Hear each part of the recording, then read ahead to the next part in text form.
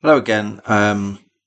The strange events around the Collingwood Wealth Bank account, the Santander account, which I've posted a few videos on now after it mysteriously appeared to come back to life. It kind of raises some questions that warrant stepping back in time to put some context in the scale of negligence in this scandal. And to do that, I'm going to go back to when the Virtus stroke Wealth Tech entity gained direct authorization.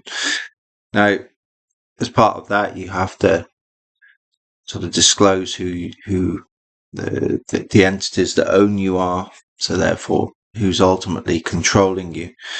And in this instance, it was John and one of his vehicles called Gardan Gate Holdings Limited. And if you'd have done even the basic research, then you would have seen that ultimately it was John via himself and this vehicle. There were other shareholders in the Garden Gate Holdings vehicle, another LLP, but ultimately it was John controlling everything. And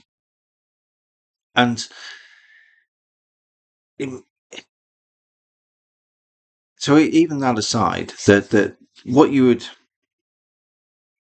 expect at even the base level to do is you would go onto Company's House, for instance, and look at John and this vehicle, and at that time, so to run up to January 2020, so all the period of the process up to then, which would have been many months, I would imagine.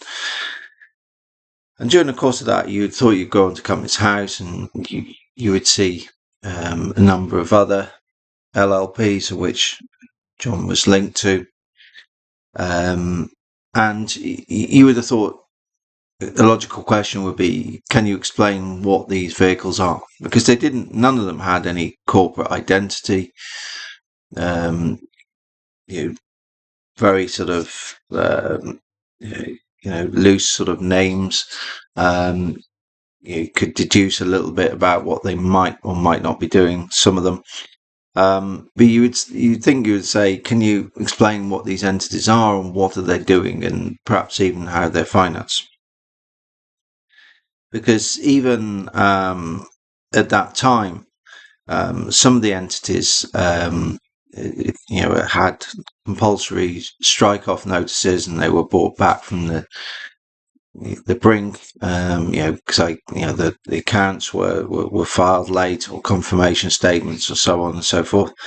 And you could see already that there was a strange pattern there, and you would thought you would have said, well, what are they? Can you explain what they are? How they're financed?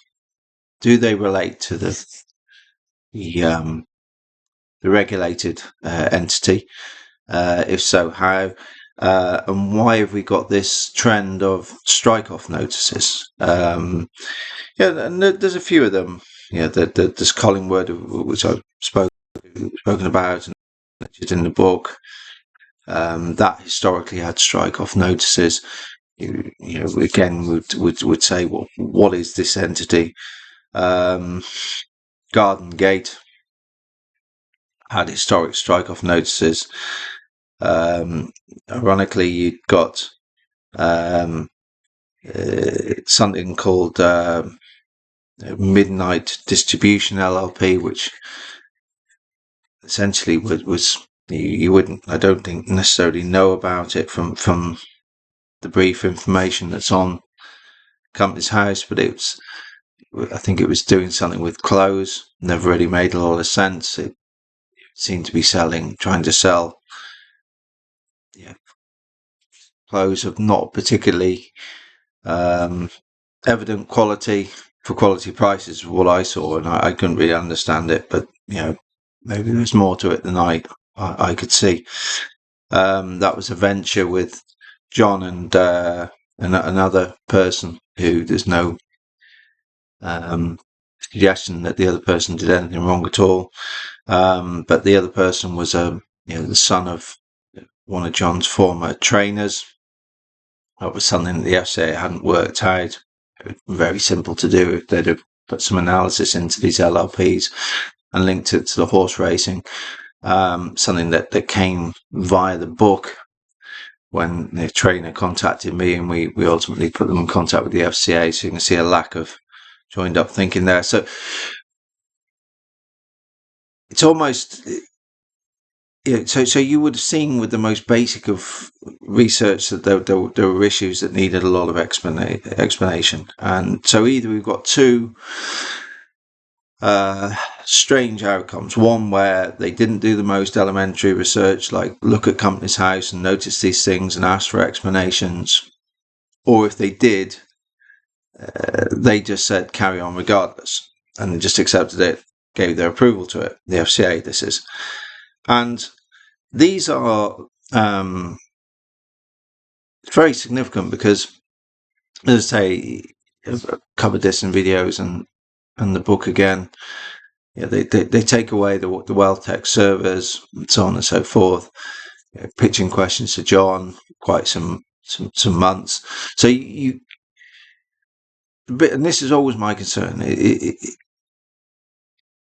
a prosecutor who's also the regulator, whose failings were so vast that they set the parameters of which these allegations, if proven, could have occurred.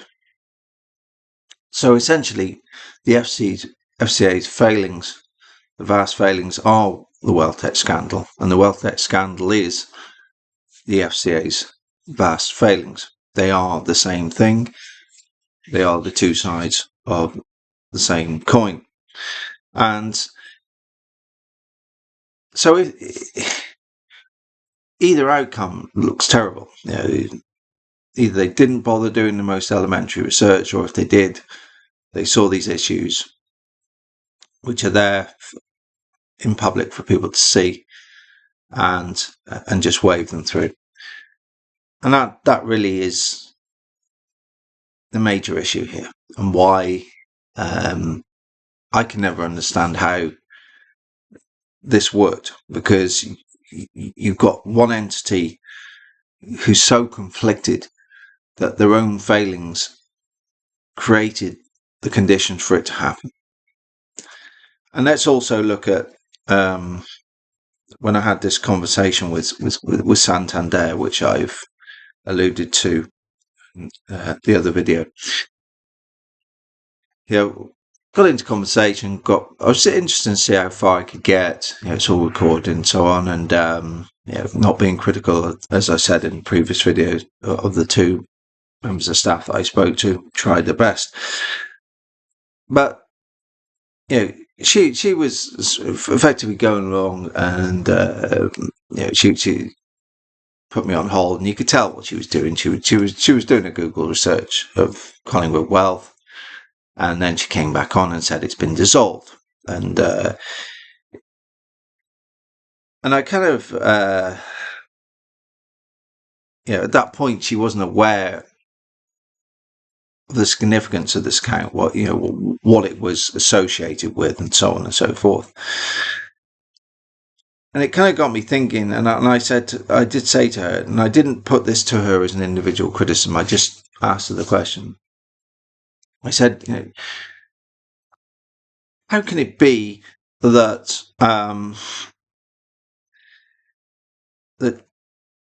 millions of pounds pass through this entity? There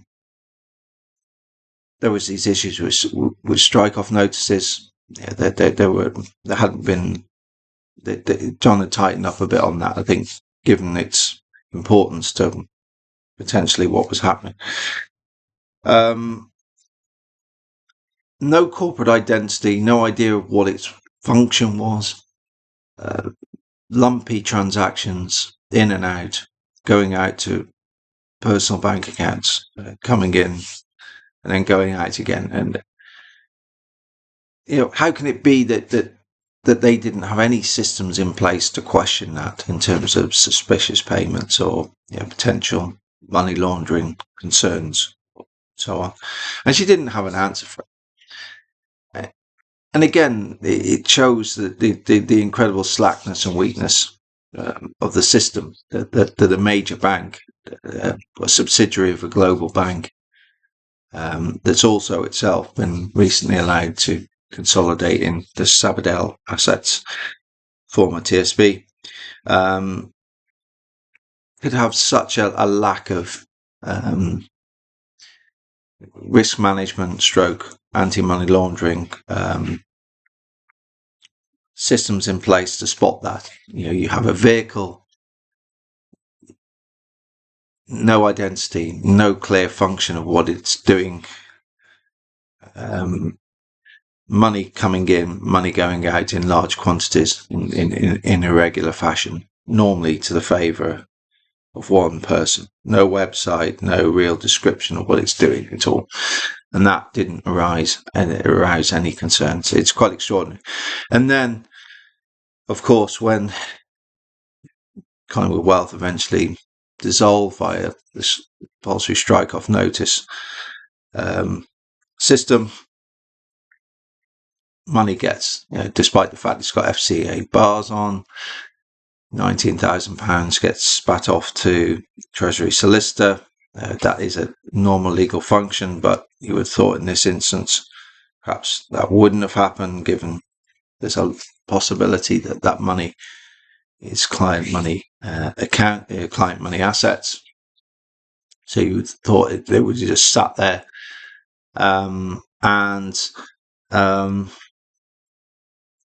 then when that money leaves, it suddenly springs into life and then starts to try to play a standing order, a historic standing order, and then raises alerts to me because there's no money to do it. You can see it's just simply not credible how these things can happen. And they are very, very important, because these are so bad, these failings, that nobody has held the FCA to account as to how these catastrophic failings could have occurred. And then, of course, let's go back to, as I said in the other video, this potential 5-month window between the April of 23, when WealthTech was put into special administration, and September, when the first, according to Santander, the first FCA bar was put on the Collingwood account. That 5-month window, did anything happen there? Was any money transferred away at that time? Hopefully not. We don't know. But that sort of raises questions as to why, because back in April when I saw this, I contacted the FCA and said, look, you made mistakes. You really need to acknowledge them, apologise and move quickly. So effectively they could have then looked at that and said, yes, he was right. It's nothing to celebrate over that. They could have come quickly and really moved fast on that account, and I could have understood, it could have explained exactly what it was. But instead, they put me into a cul-de-sac complaints process, saying we can't discuss it. But instead, that was the whistleblowing team again. Bearing in mind, I'd already waived my confidentiality. So what they should have done is said, look, you need to speak to him really, really quickly, because actually what he said was true. It's likely to come to pass. And they could have moved much faster, and the risks around this account could have been explained a lot. Could have been realised a lot quicker, and risks controlled better. So again, and this ultimately is the problem. There's a few more issues, really. It's the same with Woodford. The whole system is flawed. You've got the FCA with Woodford trying to press on him lack of skill, care, and diligence, and understand the significance of his responsibilities, or some such thing, when they are that crisis, it could not have happened without their negligence as well. It's the same pattern, and this is where the whole thing is flawed. I don't understand how you could have a process, and that's when I started getting the threats, and they've continued, as particularly when we've explored the UK's child trading model and how that leads into the financial system. And that's why I had threats in the FCA. They become coordinated as we started delving into this child trading model and how that links to the financial system as well. But I'd already had standalone threats regarding exploring the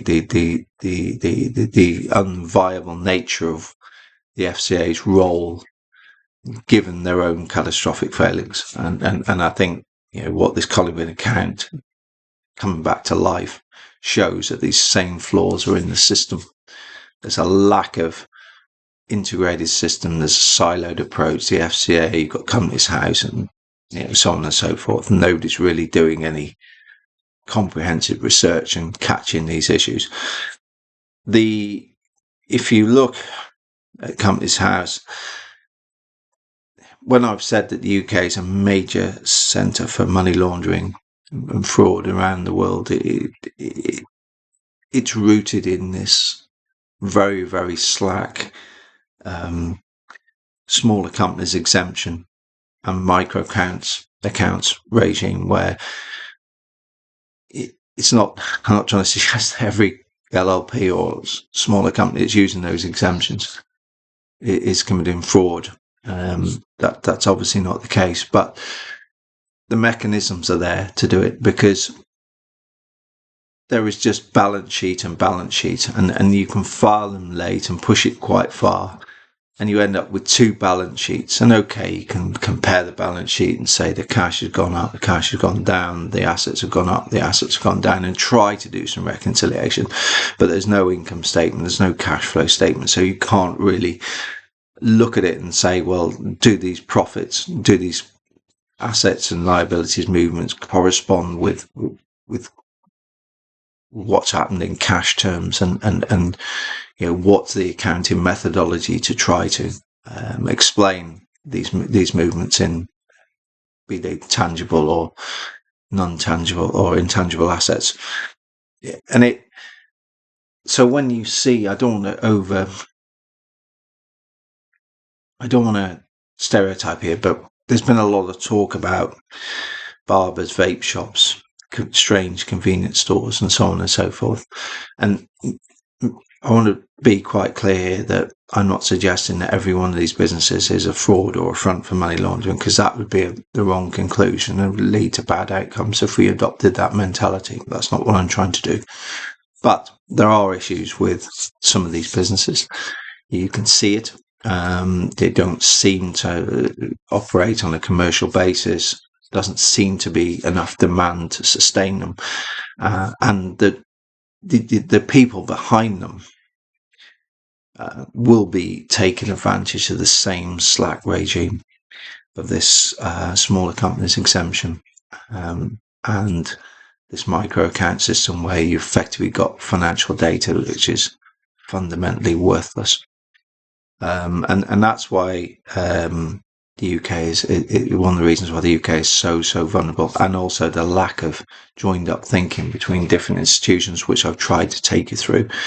The failure to even do the basic checks on Companies House and try to look for warning signs, and the failings to talk to each other, and there's no real accountability of the FCA, because they can use this prejudice because of their dual role, and you're always sowing the seeds for the next financial scandal, and the whole system is flawed because of that. And I think and that's the real issue I had with them, is because of this conflicted nature and not being able to understand it, because effectively they've taken away key body of evidence, and in that evidence there could have been dialogue between John and them explaining what these vehicles were, and so, but they've had control of that. So effectively they've had control of a body of evidence which is likely to show the extent of their own incompetence. And remember, these, with WealthTech, and I think also with Woodford as well, is the FCA is the scandal, because the FCA's negligence created the vacuum and the parameters which the scandal could happen. And there you go. So do have a look yourselves, and you may come to different conclusions. You may come to the same conclusions. But we're now on another government, and there's no real signs that people are grasping these issues. So in the past, chancellors like Hunt, Reeves, now Healy, I just don't think they get the issue. And also when you hear people like Robert Jenrick, Farage, Rupert Lowe, so on, saying that it's, we're too risk averse, we need to sponsor and encourage risk, and so on and so forth. That's right to the extent of having the courage to start a business and try to make it succeed. But it's not right unless you fix the system first, because if the system is flawed, encouraging greater risk taking will lead to very, very bad outcomes. So that's it for now. Take care. Bye.